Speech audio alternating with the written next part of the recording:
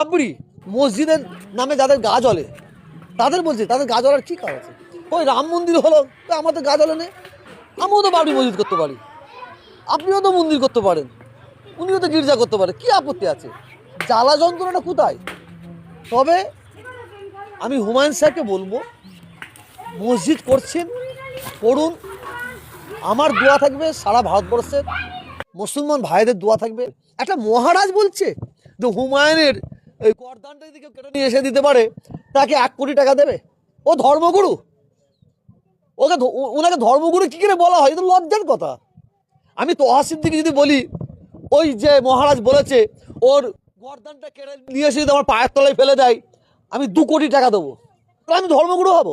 ধর্মগুরুদের কাজ তো ধর্মগুরুদের ভাষাতে। দেখেন হুমায়ুন সাহেব উনি বাবরি মসজিদ মুর্শিদাবাদে করছে, এতে আপত্তিটা কিসের? কিসের গাত্তরে জ্বালা, কিসের এত কষ্ট? যদি কোনো হিন্দু ভাই মন্দির করে, কেউ গির্জা করে, কেউ গুরুদুয়ারা করে, এতে কি আপত্তি আছে? প্রত্যেকটা ধর্মের মানুষ তার ধর্মীয় জায়গা তৈরি করতে পারে, মন্দির মসজিদ গির্জা গুরুদুয়ার করতে পারে।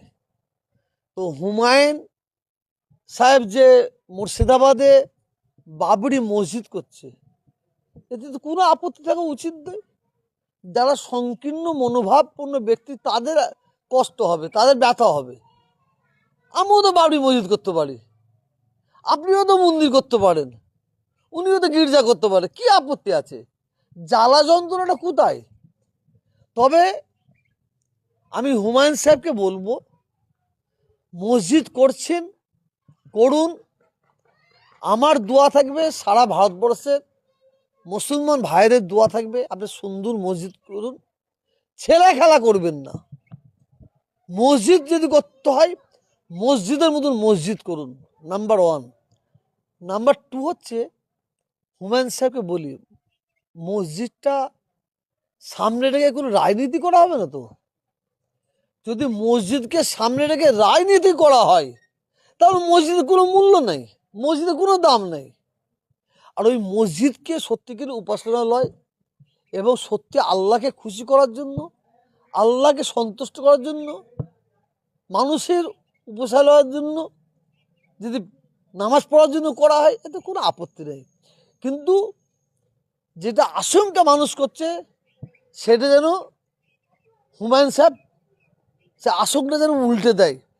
কারণ মানুষ মনে করছে মুর্শিদাবাদে ওই বাবরি মসজিদটাকে সামনে রেখে রাজনীতি করা হবে। কেন ভারতবর্ষে যারা রাজনীতির নেতা নেত্রী আছে এদের তো মানুষের সেবা, মানুষের কল্যাণ, মানুষের উন্নয়ন এরা এখন ভুলে গেছে, এরা ভুলে যাচ্ছে। এরা এখন ভুলে গিয়ে কে কত মন্দির করতে পারে, কে কত মসজিদ করতে পারে সেটা এই কম্পিটিশনে মানে নেমেছে।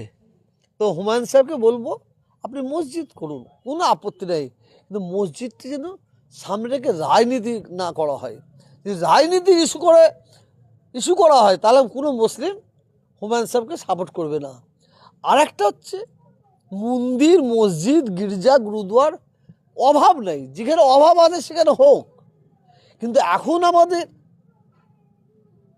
প্রত্যেকটা মানুষকে প্রত্যেকটা দলকে ভাবতে হবে শিক্ষার জায়গা কোথায় মেডিকেল সেন্টার করা যাবে, কোথায় মানে মহিলাদের জন্য ওই নার্সিং করা যাবে, শিক্ষার প্রতিষ্ঠান করা যাবে। কারণ মানুষ মসজিদে নামাজ পড়বে, মসজিদের নামাজটা পড়তে গেলে তাকে তো শিক্ষার দরকার আছে। মানুষ মন্দিরে যাবে, মন্দিরে যেতে গেলে তাকে তো শিক্ষার দরকার আছে। সেই শিক্ষার জায়গাগুলো করতে হবে। কারণ এই ভারতবর্ষে কোটি কোটি মানুষ, আমি হিন্দু বলবো না, মুসলমান, কোটি কোটি মানুষ তারা শিক্ষার অভাবে আছে, এবং যারা শিক্ষা অর্জন করেছে তারা জবের অভাবে আছে।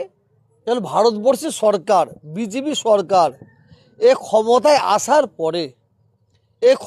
আসার পরে এর উন্নয়ন কি উন্নয়ন করেছে?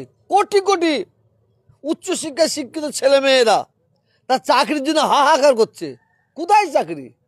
কোটি কোটি ছেলেমেয়েরা কাজের জন্য হাহাকার করছে, কোথায় তাদের জন্য কলকারখানা কোথায় করা হয়েছে? এদের এই বিজেপি সরকার, এরা মন্দির মসজিদ কেলে রাজনীতি করছে, অতএব এটা বেশি দিন থাকবে না। আমি আর একটা কথা বলি, যারা ওই বাবরি মসজিদের নামে যাদের গা জ্বলে, তাদের বলছে তাদের গা জ্বলার কী কার আছে? ওই রাম মন্দির হলো, কই আমাদের গা জ্বলে নে। দীঘায় মন্দির হলো, আমাদের তো কষ্ট হয় না। মানে ওইদিকে কলকাতার রাজারহাটে মন্দির হচ্ছে, কই আমার তো কষ্ট হয় না। তা আমি আপনাদের সোশ্যাল মিডিয়ার মাধ্যমে বলবো, যে জ্বলছে তাকে আর একটু জ্বালতে দিতে হবে। আমি প্রত্যেকটা ভারতবর্ষের মানুষকে, বাংলার মানুষকে উদ্দেশ্য করে বলবো, ডিসেম্বরে যাদের ছেলে হবে প্রত্যেকের নাম যেন কি বলে বাবর রাখা হয়। ডিসেম্বরে যত ছেলে হবে সকলের নামকরণ বাবর করবেন। যত লুচির মতন কি বলে জ্বলবে আর ফুটবে কি একটা কথা আছে না, এটা তাই করতে হবে। একটা মহারাজ বলছে যে হুমায়ুনের এই গর্দানটা যদি কেউ কেটে নিয়ে এসে দিতে পারে তাকে 1 কোটি টাকা দেবে। ও ধর্মগুরু, ওনাকে ধর্মগুরু কী করে বলা হয়? এটা লজ্জার কথা। আমি তোহা সিদ্দিকী যদি বলি, ওই যে মহারাজ বলেছে ওর গর্দানটা কেটে নিয়ে এসে যদি আমার পায়ের তলায় ফেলে দেয় আমি 2 কোটি টাকা দেবো, তাহলে আমি ধর্মগুরু হব? ধর্মগুরুদের কাজ তো, ধর্মগুরুদের ভাষাতে এটা হওয়া উচিত নয়, এটা উচিত নয়। এরা ধর্মের নামে ধর্মের ভণ্ডামি করছে বলে মনে করি। লাস্ট করা বলে দিই, লাস্ট করাই ধর্মগুরুকে বলছি, আর যারা বাবরের নামে গাত্তলো জ্বালা তাদেরও বলছি, বাবরের নাম শুনে যাদের জ্বালা ধরে তাদেরও বলছি, যদি কেউ অন্যের মাকে যদি ভালোবাসতে না পারে সে কোনোদিনই তার নিজের মাকে ভালোবাসতে পারবে না। আর যদি কেউ অন্যের ধর্মকে যদি শ্রদ্ধা করতে না পারে সে কোনোদিনই তার নিজের ধর্মকে শ্রদ্ধা করতে পারবে না।